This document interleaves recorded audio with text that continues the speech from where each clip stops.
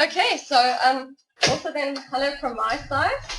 As you've heard and as most of you know, my name is Margriete Villiers. It's very funny to talk at this distance with people that I actually know quite well and a bit uncomfortable. But we are very excited to talk to you about what we have been doing regarding the Public Theology 312 module. And what this basically refers to is that the Public Theology 312 model, as it's also indicated there, talks about ethical, moral questions in society. So it's basically about asking these students, the main question is, as a Christian, as a theologian, as a minister, when you go out into society, what do you represent? How do you represent it? So it's a lot about ethics, morality, how you live that within your context in your society outside. That is where the public, in the public theology comes from. And of course, many people ask, should theology be public? Do we have a place? Do we have a place in politics? Do we have a place anymore in ethics? Wherever. And we say yes. And through this project, we've also shown that to a certain extent we bring something for the common good and the public good of society. So it all started with when Dr. Isabel Apollo-Piri, who is a theologian, she was a representative from the World Council of Churches. And as a faculty, we have a lot of interaction with worldwide organizations on theological topics. So the World Council of Churches is one of those groups that we have that often come and visit, have conferences here, also share their research with us, ask us to help with research and then share their projects. And we were very lucky that she could come and then talk to us and the students, and there were quite a few students. I was very impressed about what they started in 2013 as a worldwide global theological project called the Pilgrimage of Justice and Peace. Okay. Quite interesting. And as you will see that there are certain elements about this. So it's a public thing because it's a pilgrimage and it's going out. It's a spiritual thing because it's a pilgrimage and it's about pilgrimage being a spiritual experience. And their aim was basically to say, as individuals and congregations, so this includes everyone and anyone, we are in positions to practice the spirituality, to study our immediate context, to discern how best to engage deepest, most pressing. Here always, we also hear every day. We look around us, and their aim is to ask with this pilgrimage, what do we see? Where is the human need that calls for our attention, for our engagement, and for our love? And that is where the pilgrimage begins. And when we were sitting in that lecture, spark went out. Dion and I looked at each other and realized that this could be an authentic, contextualizing experience, especially for the Public Theology 312 model, to get them into the mode of asking themselves, plunging them in an exposure experience through this pilgrimage on a worldwide level, to ask yourself the question, the essence of the module. How do you contribute as a theologian? So this is how it started, and Dion will tell us a bit more about what does public theology and systematic theology and all of those words that you have on one of your articles actually means. And I want to say about the two articles. So one article is more on the blended learning side, about authentic learning, about Vivian Bozilek. There are certain elements that I will be discussing and trying to explain to you, and many of you will understand, and those of you who don't know what it is, I'm going to try and just give you an introduction into that. And then he's also given you a very good introduction to public theology. So if you want to know what public theology is, that is the Debbie Smith one. Sorry, you're talking about two articles. There we go.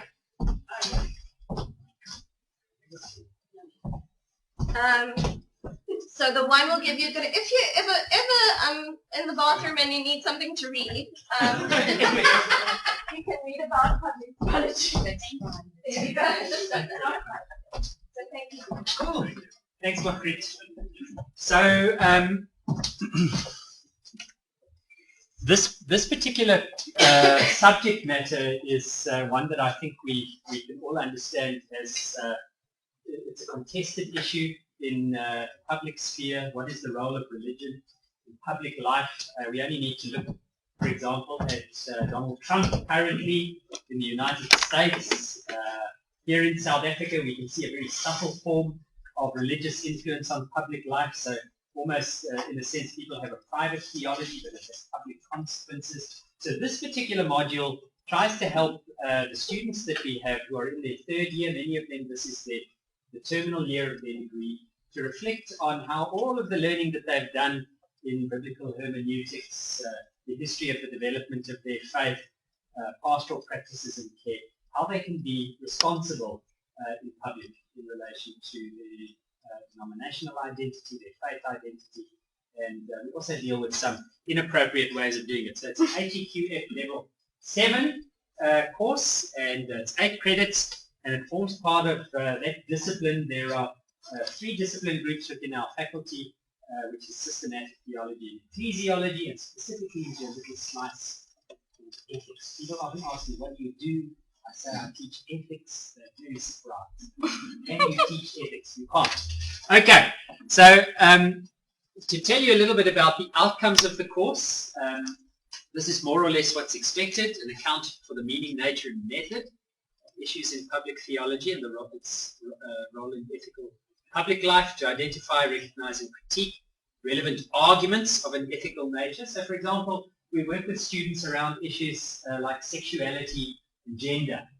Currently in the churches, one of the big issues is around persons with the same-sex orientation. How do we engage that in a responsible manner? We deal with issues of economics. Today, our class was around stigma and HIV/AIDS. We try and identify these issues and then see how theology informs them. We apply Christian theological resources and insights to various public and moral choices. Next slide. Provide thought leadership in church and public life towards responsible moral formation. Try to engage their faith within a variety of publics. I'm going to say a little bit about that in a moment. That's quite a critical concept, and one of the reasons why we chose the pilgrimage is this notion of publics and contribute constructively towards the common good. Okay, so this notion of the publics, what is public in public theology? One of the misnomers in theological discourse, and particularly in contemporary general popular religion, is that there can be something such as a private theological conviction. Now that's simply not true. Whatever we believe, whatever we hold to be true, expresses itself in the way in which we live in society. So let's take, for example, if a religious tradition has certain views about the roles and place of women and girls. If you practice that behind your front door in your home, it doesn't only remain there. The moment the members of that family enter into society, that has public consequences for where they can go, what they can learn, what they can participate in. So we try and help our students to understand that public theology is not the antithesis of a private theology, but rather that theology, for those who hold faith, is present everywhere in society. So theoretically, the basis that we use is this one, first of all, Jürgen Habermas. I record lots of little videos on these, by the way. If you go onto YouTube and you look for Dion Foster, you'll see the most recent one is on this critical theory and discourse ethics, and the title is His Face Making Us Dumb. Now the point is this, Jürgen Habermas said, is that public opinion is shaped first of all through the construct of discourse identity. So it traces all the way back in history to a time when the only opinions you could have was either the opinion of the monarch or the opinion of the church. Those were the only two opinions you could have. One gave you your survival, your political, economic identity, so you adhered to it, and the other gave you your religious and eternal identity, so you adhered to that. But with the emergence of guilds, as people began to do metal work and leather work and began to get economic independence, they suddenly started questioning these public opinions and saying, can we hold opinions that are different from those of the monarch and the church? And that was the first time that we saw the emergence of what is known as public opinion in society. The introduction of the Gutenberg press in the 1400s takes that a step further. People begin to disseminate these opinions and begin to meet and organize around it. So that's the first way in which we see the notion of the public as identified. Second one is, let's go on to the next one, please. David Tracy, The Analogical Imagination, another philosopher. What Tracy identified is that when we think, particularly in terms of Christian theology, there are at least three identifiable publics. And this was critical for us with the pilgrimage. And each of these different publics, each of these thought spaces, these opinion constructs around which people organize, have different aims and intentions. They have a different linguistic or thought framework within which they operate. They have different sources and ways of communication. So to give you the example of the church, when I work in church contexts, I can quote from the Christian scriptures. People generally have similar values or operate within a range of values that are shared. And you can use concepts like prayer and meaning and hope. And these are embedded concepts that have meaning.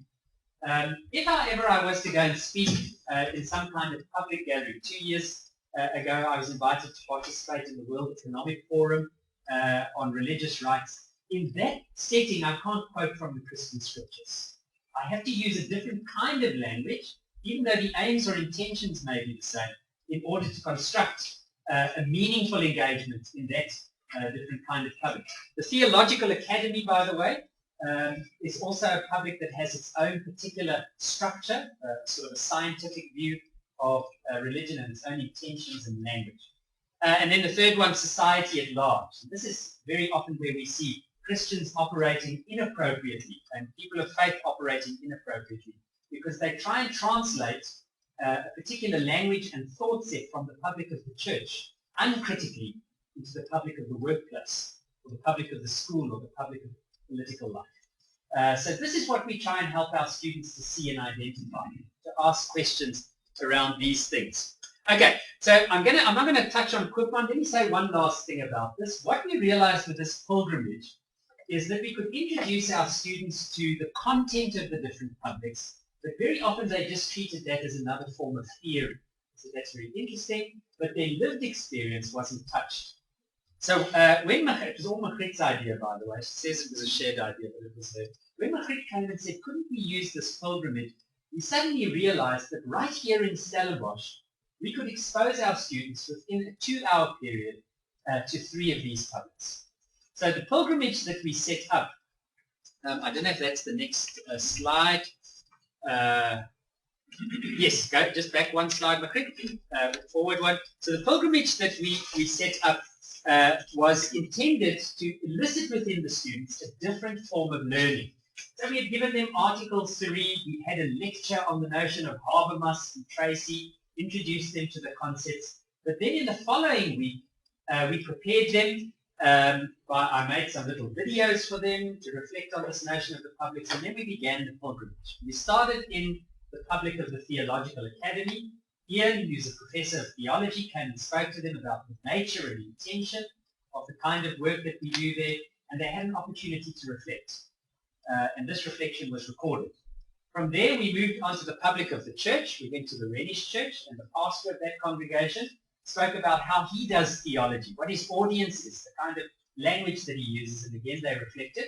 From there, we walked down to the taxi rank, and that was a fantastically rich and interesting experience. Walking through town, we got the students to pay attention to what they were seeing and hearing around them. We stopped there, again, another reflection. And eventually we ended up on the Roy Plain. It was during a period where there were some protests. Some of the students had not gone to the Roy Plain for fear.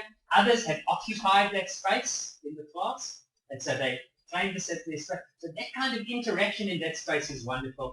But we had someone from the Faculty of Science come and speak to us about how they make sense of their faith in the public of the academy.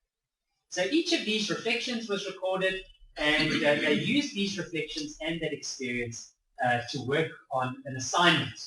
And the assignment was to choose 2 of the different publics and to describe the different methods of doing theology, the different language, settings, the intentions, and the nature. I think it worked fairly well. Let me show you one last thing, then I will sit down. So you can see here, there's our group of students standing in the hallway. Here is the very handsome Professor Ian Nell, on the left-hand side there. And then at the bottom here, you can see we made a little video of the pilgrimage, a little vlog since that is the thing to do nowadays. And it was amazing to see the reach that this had. It featured on the World Council of Churches pilgrimage website and got retweeted by various people and shared. I think to date it has about 200 and something views, which is wonderful. It's not huge, but by our modest standards, it's not too bad. And it also gives the students something that they can refer back to when they're doing their work. We won't play it now. It's about 8 minutes long. But if you go youtube.com/Dion Foster, you'll find it there. Pilgrimage of Justice. Thank you. Okay, so you get back to me. Okay, so I think you can understand why in theology especially, it's probably something that resonates with a lot of your academic work as well. The typical way in which we teach, the seminary style, which ironically comes from the church style of preaching and comes from philosophy. Especially in a module like this, and I just want to bring it back, where you've got to experience, identify, you've got to begin to understand, you've got to you learn cognitively, but reflectively, integratedly. Okay. Therefore, it makes sense that just a plain lecture style does not necessarily touch on all the outcomes that you need for these students to experience. And that is why something like this pilgrimage we thought was, even though it was a plunge experience and very much exposure, and we'll talk about that a bit later, in terms of the time and the length and how you can adjust, it really had an impact on how they could re-look at the way that Dion has designed the module and understand in the bigger picture the world that the two worlds they inhabit, the academia and then the world outside. So we very much tried authentic learning approach, basically. So authentic learning is a term that was coined by Jan Harrington, and it's also the article that you have is about by Vivian Roselek, for instance, where Jan has actually written a fantastic article if you want to get to know a bit more about authentic learning. With authentic learning in turn then also leads a bit more to service learning, so it's a good way to start to get your students involved and into your module. And it's a pedagogical structure where it's an intervention. And so basically what Harrington says is they argue that the adoption of authentic learning as a pedagogical model can help prepare students for professional practice. And so here we hear our own graduate attributes. I mean, this is what the university is also asking us to do through our teaching and learning. To try and have students who have inquiring minds, engaged citizens, dynamic professionals, well-rounded individuals. What does all of this mean then? Basically means that we want students who can acquire the necessary skills, and this is how I would like to explain it, so that they can translate academic knowledge and theory. That they can then go and critically, through the process, apply it where they go, and then substantially use their theoretical knowledge in the real world, because let's face it, we are living in a bubble. And Stellenbosch is also one of the reasons why we chose to stay in Stellenbosch, is very much a bubble, an academia bubble, and a life bubble, and trying to show them how these two worlds can connect. So the pilgrimage and the corresponding assessments that we have that we will talk about now quickly, worked on two levels in my mind as an authentic learning experience. One, it helps the student embed the theoretical knowledge, because they have to be in the class and listen to this and understand why they are going to do this pilgrimage. So they have to do the reading, they have to know the knowledge. It helps them just further embed and therefore use their critical thinking application of the theoretical knowledge. So it does that in one way. But in the second way, the pilgrimage did something more embodied. And this is it because we talk a lot about embedded theology. Theology is about, it's not something, as we've said, that you can necessarily separate into different areas. It's something you take into. But there's also an embodied theology. And it's the theology and the faith that I bring when I bring into my room, into the room. We all bring. regardless of our faith as well. So what the pilgrimage also did through the actual walking from the faculty, and we said, and if you go and read a bit about pilgrimage services, they've got these rules about what a pilgrimage is. It's quite interesting, and it's something that I would really ask you to go and read because it's a nice spiritual exercise as well, or just a mind-clearing exercise. As we also asked them in the beginning, at times be quiet, take in, just walk. If you see something, look. Ask, what do I see? Why do I see it? Does it make me uncomfortable? Why does it make me uncomfortable? So they literally had to physically go out into the world and use their theory, especially when we got to the taxi rank where there was no expert. We were standing in a circle and there was no so-called expert on the taxi rank, but just watching people come and go. Students for the first time seeing what it takes for some people to come to work every day. Looking at the vendors who are standing there, those are the experts. And you could actually see in their body language, same as on the name, how it just became this embodied theology. It just became part of the walking and this activity was more than just an assessment value. It was really a life experience for them. And that also came out in the reflections, and if you have questions about that, then I can answer. So elements of authentic learning, and because we don't have time, I'm going to refer you to page 631 of your Beausoleil article. There are 9 elements to authentic learning. Okay, so that's just the way in which they've pedagogically structured it. Jan Harrington. And of course, you cannot always touch upon all 9 elements. It works on a continuum, and you've also got to ask yourself which of these elements is more relevant to the teaching and learning of my context. And that's also, of course, then, the importance of authentic learning because it is about context. But if I have to say what we did do right about authentic learning is the following. That access to experts, that if you don't understand everything I'm saying now, but you do read the article afterwards, you will, they had access to experts at every point. We gave them the opportunity to listen to people who knew more or who were willing to share something more and something different. They had the opportunity to view elements from different perspectives and roles. Because I remember, as you said about the Rooiplein, a lot of students haven't been there in a while. Suddenly they've got to stand there, embodied, with their embedded theology, but the same in the taxi rank. So suddenly their perspective changed, but their role changes because they're outside the class. So they're not just the student anymore. They're also the participant. They're the learner. They're the person. They're a citizen, which helps them reflect also on the concept of the public good as being a citizen outside of the faculty of learning. Reflection was absolutely promoted throughout the exercise, as I said, but also directly afterwards, as Dion mentioned, that they filled in a deal form.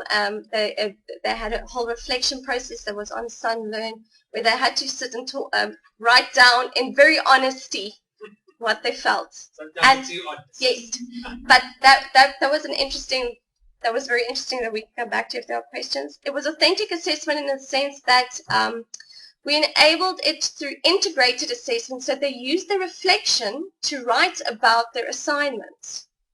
And they had to show and indicate how they could see the parallels in those two worlds that we almost bring together, how the different publics of the public outside and the public good, and then also the academic public. Can they bring that together? How did they bring that together? And if it worked or not. And then the lecturer, the tutor, who's a wonderful tutor, and myself, we served as companions throughout the whole thing to walk through them. So we really, in that sense, in terms of authentic learning, tried to guide them in a safe space without coddling them. Because I think through the process, they also learned a lot of things that we are experiencing now on campus. So Sunlearn was our main class outside of the class. So within the class, the tutor is always there, and she's also very good on Sunlearn, and the lecturer as well. And but outside of the class and inside of the class, Sunlearn as the management system was really the way in which we communicated with the students. Because a lot of the time they're not listening in class, and we wanted to give them something that they could go to and reflect, refer back to. Simply because this is a new experience for them. And they are also scared. They are also unaware of exactly what is happening. We're sharing just enough. So that was how we tried to communicate with them, just kind of say, this is where we'll go, this is what will happen. They had a reflection on Sunlearn. It wasn't a word format for the blended learners because, quite honestly, it made it more anonymous and private, but also I did not, I really did not have enough time or the energy to set up separate groups in a news forum. You guys will understand that. And then also they integrated that within their Turnitin assignments, which was then part of their larger cumulative mark. And then, of course, we used Twitter because the World Council of Churches had a hashtag. I don't know if you can see the double WCC there. So this is one of our tweets. It's the same photo Dion showed earlier. And now 5 retweets and 11 likes doesn't seem like much. But in the world of theology, that is a lot.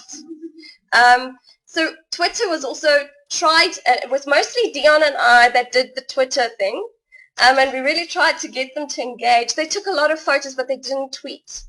But the fact that this was then retweeted a lot by the World Council of Churches gave the students that experience of being part of the bigger pilgrimage and therefore seeing also themselves in the broader public. So they've now experienced their public, their academic public, and then the absolute global public.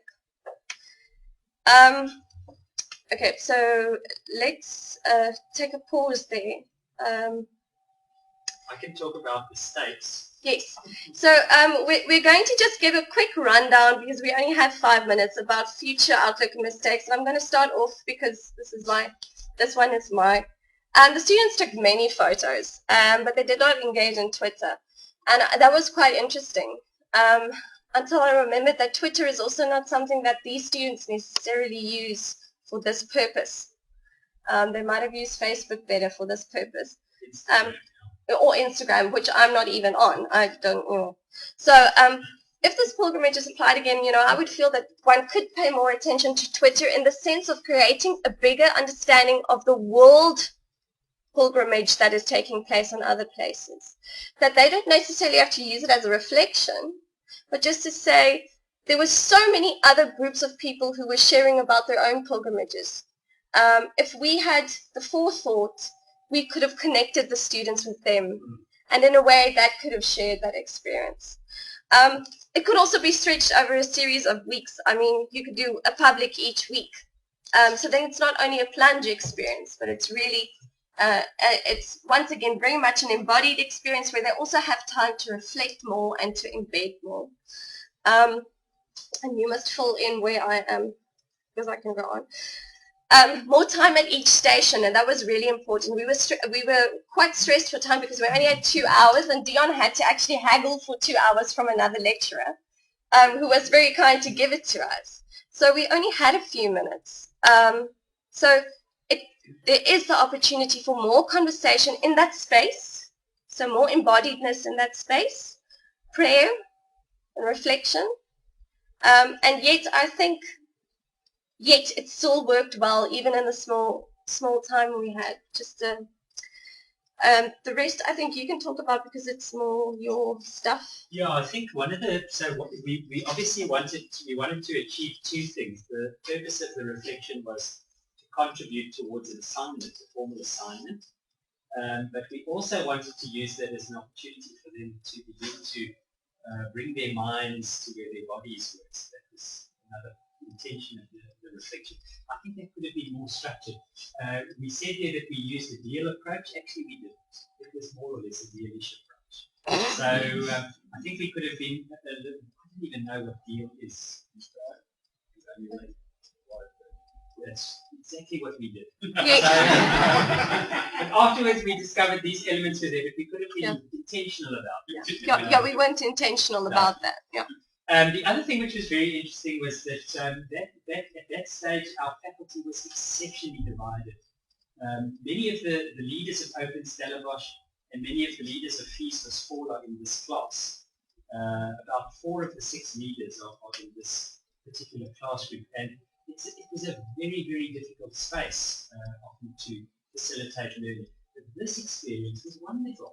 One of the things in terms of one of the reflections, one of the students, one of the leaders of this movement said he just suddenly got a different experience of care when they were crossing the road and one of the other students stopped the traffic so that he could cross safely. So just those kinds of experiences, I think, bring learning into a different realm. So some of these things came through in the reflection. And then I think the last thing is we taught a lecture, had a tutorial, then we had a pilgrimage, then we had an assignment. I think that could have been a more seamless process. It could have been integrated perhaps a little more. We'll do that differently next year. Because we both realize also that it needs further reflection. This was very much an opportunity at the right time that we saw and tried to use, and therefore very much exposure and almost a quick thinking thing that we had to integrate into the module. And one of the things that Diana has now actually applied for is the development of this module as a service learning integrated one. Because what that means is that we can therefore then extend this experience and extend this pilgrimage, not only as an intervention, but embedded within the module. So that's something that we're actually, I am very much looking forward to, is to see how we can expand it in that way. And that is us. There's a bibliography if you want any further information about what is in there, and we will share obviously the PowerPoints with you. And yeah.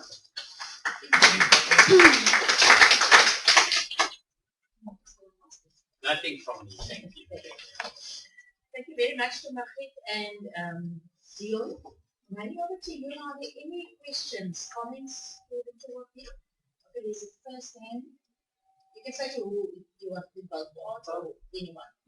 I've now understood about how you sort of set it up about the whole way, but what I haven't understood, what was now the subject matter of your,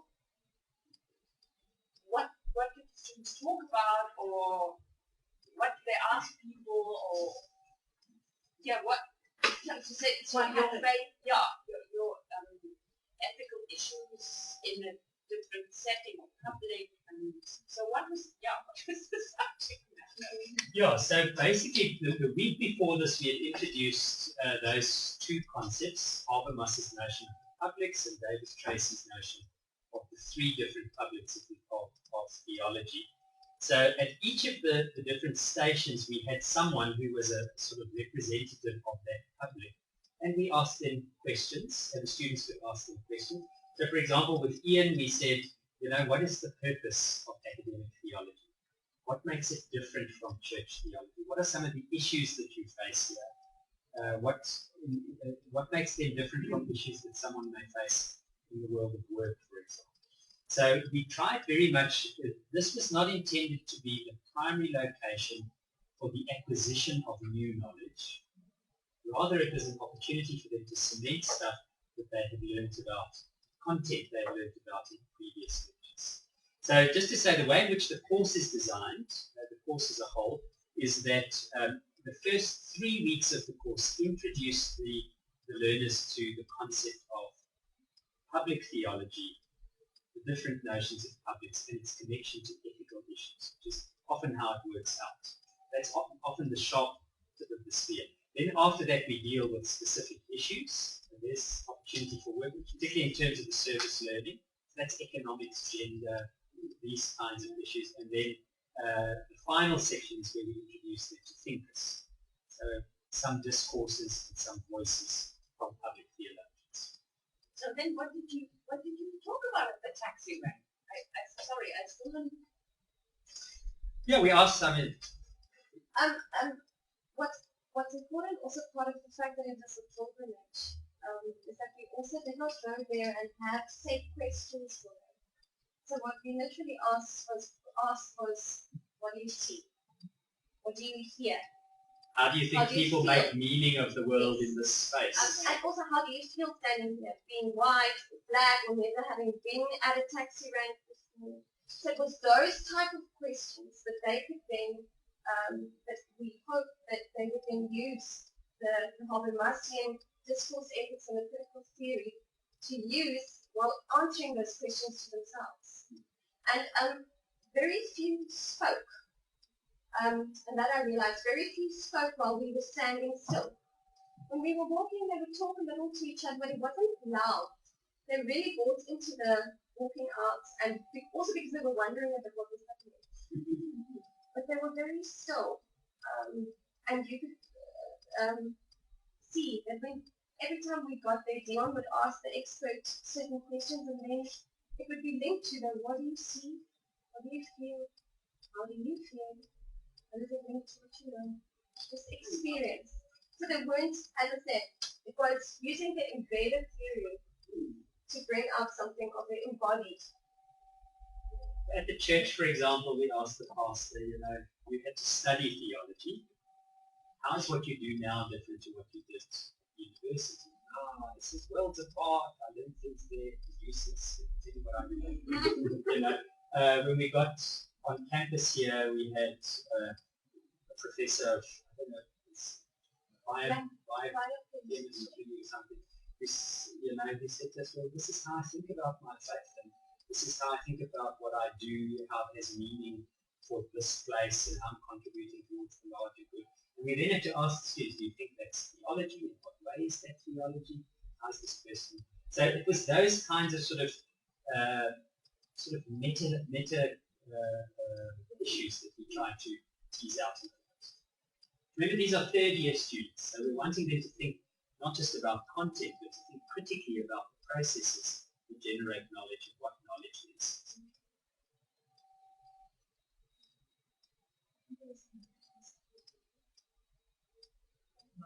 And I have next like an hour of students. I'll tell you what, and maybe people have theology who think this really, really dangerous. During the communal pilgrimage in Spain, I'm sure you've heard of the book that Paulo Coelho wrote, Pilgrimage, and there are 12 exercises. So every week you have an exercise that you're supposed to practice. And some of these are really, really good ones. One, for instance, the shadow exercise. You just stand and you identify shadows. And the idea was to teach students or teach people a cause and effect. So you don't say anything about it, you just identify shadows, and then you identify where the light comes from. And this is amazing what difference this kind of exercise can make in perception. So students, I think, sometimes just like us, we don't really understand what we see. We see lots of things that it doesn't really go to the brain. That's actually something that we can do. Actually, also an introduction to how to do it. Because it's a spiritual, it is a spiritual exercise. I think we've got to be very careful of how we structure that, because it's not. Yeah, our intention is not pilgrimage. So the pilgrimage was the vehicle. This year, because the World Council of Churches is no longer doing it, we may choose another idiom, another metaphor. The intention was, however, to initiate the students into thinking differently in different spaces. In that sense, exercises or practices would be wonderful. Just to give you one little idea with this, when I was working in the corporate world, I would often get pastors and ministers and say to them, come and write your sermons in the world of work. When they write their sermons, they sit in front of their books and they're thinking about a community of people sitting in these chairs. So they begin to craft thoughts to meet that space. That's not where their people live. So I would say to them, come and craft your theology, develop your thoughts, where there's a single mom whose kid is ill and she has to be at work, but she also needs to be home. How do you live theologically with that tension? So that's the kind of thing we're trying to sort of tease out. The pilgrimage is just a very good vehicle to do that. Spoke of a difficult space to facilitate learning for students at part of various university? What kind of difficulties do you experience? Yeah, so they're still ongoing. I've just had a class now where we have two dominant groupings in factions in the sort of student activist group. We have EFF students and SASTA. And so these two student groupings don't easily get along with one another, although they have similar stated aims. So that can often be very disruptive in class. The class we've just had now, for example, which was around HIV, AIDS and stigma, is an example of that. Continuously throughout the lecture, every 3 or 4 minutes, the students are interrupting the lecture and saying, we disagree with the source, this is not an African source, but it was, this is the voice of a white person. So those kinds of things make learning incredibly difficult, and it often creates tensions between the students. Because we find these issues, by the way, I often see them playing out along class life. Those who come from privileged backgrounds don't understand the necessity and the importance of process. They find it to be unnecessary and an interruption. So they're the ones who often say, can't we just get on with the work? I mean, that's a nonsensical statement to make in the current context. But those who are trying to disrupt things in order to get a point across are equally in a difficult space, because they're not winning any friends by doing this. They're harming the cause of their movement. So those are some of the things that we try to facilitate, because this is a course in public theology, and we're dealing with issues of ethics and values. We can't just teach students to deconstruct, in a sense to diagnose. We want them to encounter one another. What does it mean to be white and privileged?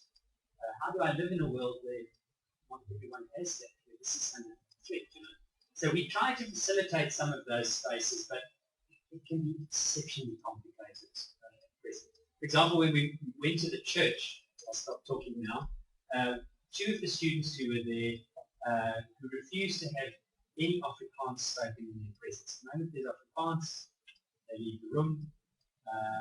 The minister at this church, which is the Renish church, Brown minister who's Afrikaans speaking, the moment he spoke Afrikaans, they left. That's okay.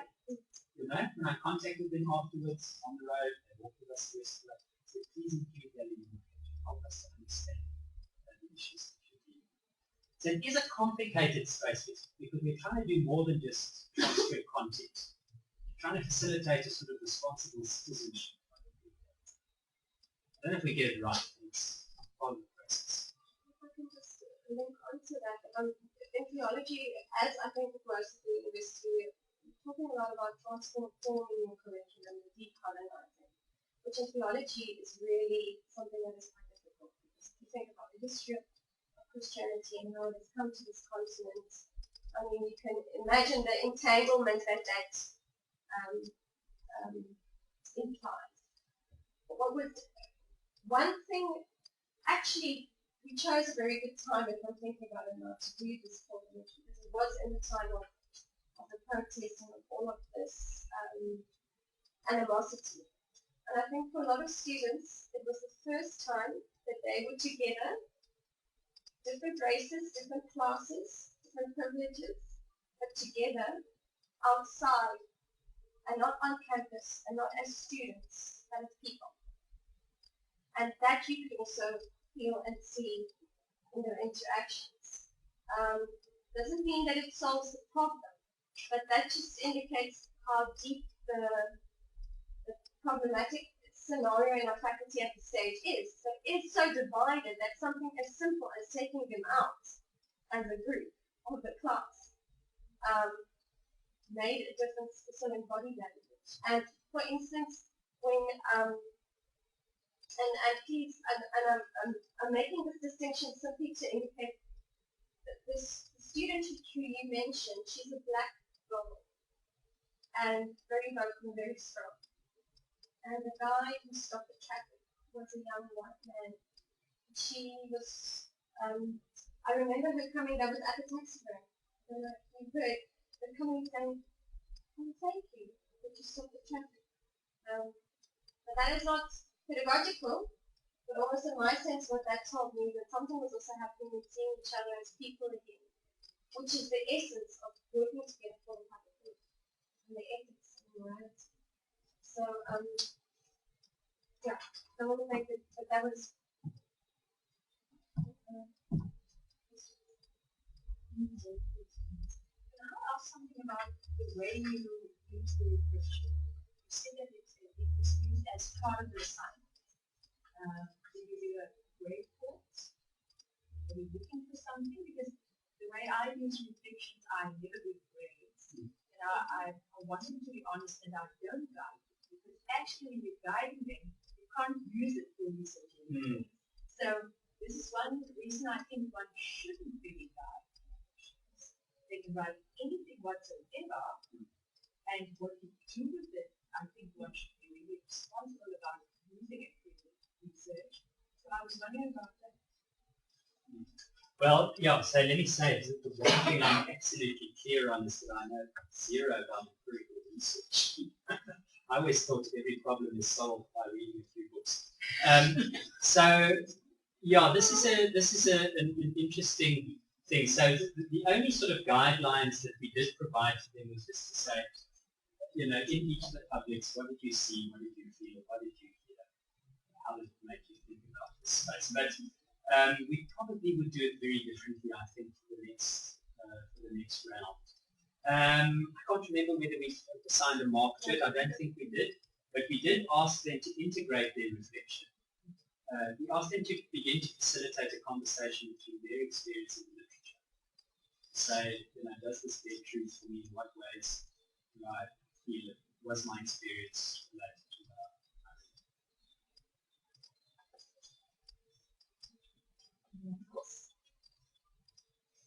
On that note, before I thank you to Robin, and can I just ask you to note the feedback forms in the later, so you can get the feedback forms while we finish off the session. Margaret has already referred to the two articles. Obviously, you can read that more in depth afterwards. And if there is anyone that would like to continue this conversation, you're more than welcome to contact either myself, Melanie Peterson here at the center, or you can make direct contact with Margaret and Dion at the Faculty of Theology. On that note, I want to thank the two of you. There are lots of things now going on in my head as well. From a teaching and learning perspective, also I think it's good that you expose your students to something different and something that's more authentic. On a personal level, I believe when it comes to theology, and so I have to admit that I'm a Christian, so for me also, taking the students out there and trying, because they are being trained as ministers who have to go out and they are going to head up congregations.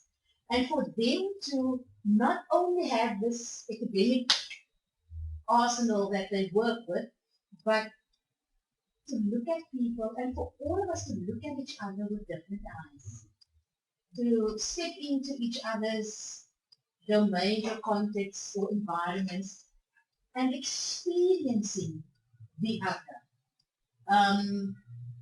Because but that I must say, that's my personal thing. So I'd also like to the two of you, if you take this thing further, I would really like to walk the way with you, because I feel this is quite a need. It's not just within the churches and theology, but I think in most of the other professional fields, especially when we work with people, that yes, the academic side is important, but we also need to have this thing of knowing the other, experiencing the other, and then addressing and working together with each other, knowing that there are other things, there is an other out there, and that other is not necessarily wrong or worse or whatever in where I am, but we can be equal and we can actually learn from each other. So I'm quite excited. I would really love to hear what the minister said and what the students, within their reflections, said in terms of how they experienced this whole experience, and especially also how it influenced the students' learning and preparation and training, how they think about themselves as ministers, I don't want to say ministers to be, but as ministers to be, that's what they actually are. So thank you very much. Thank you. Very interesting.